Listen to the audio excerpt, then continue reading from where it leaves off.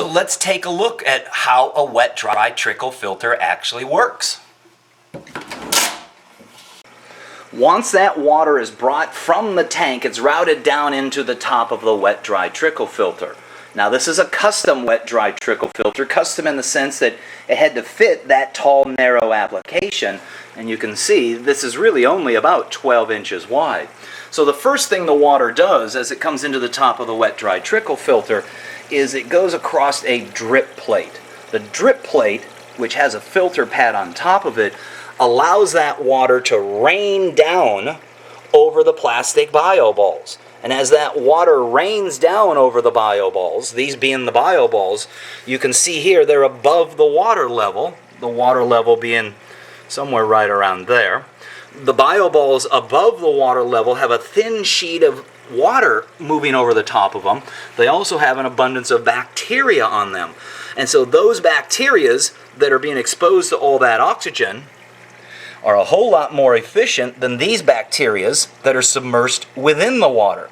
Keep in mind that water holds a maximum of 8 parts per million of oxygen, whereas the atmosphere, and I don't know the number, but is considerably more as far as oxygen content.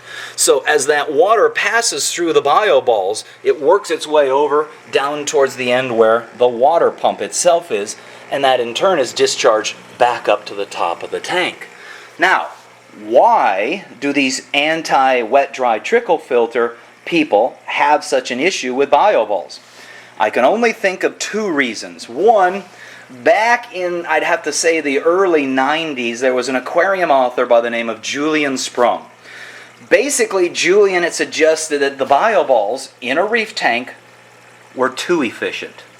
They broke down waste too fast. They readily converted ammonias into nitrites, nitrites into nitrates, and all of that led to a nutrient issue, which in turn became a fertile situation for for algae. And that I can understand, and that I'll go along with. The suggestion, or the alternative, was to remove all those bio balls and replace it either with nothing in this filter down here, thus making it an open sump, or possibly placing pieces of live rock down in there. And forcing the live rock in the tank, of which this is not a reef tank and it does not have live rock, forcing the bacteria in that tank that you've converted to become the biological filter. Essentially, it's a less efficient version.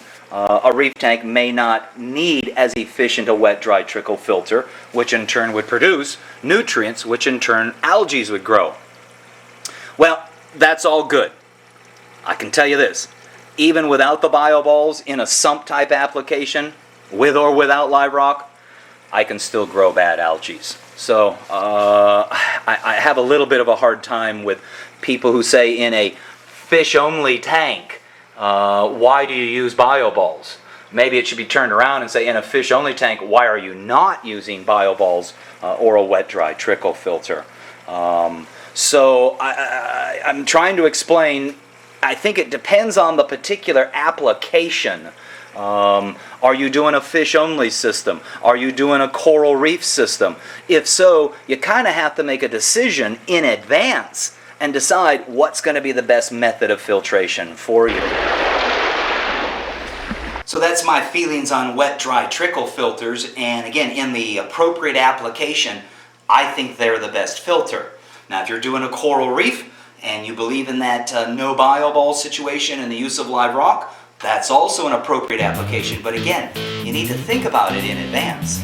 Now, I got to start this service here, so I need to start moving forward.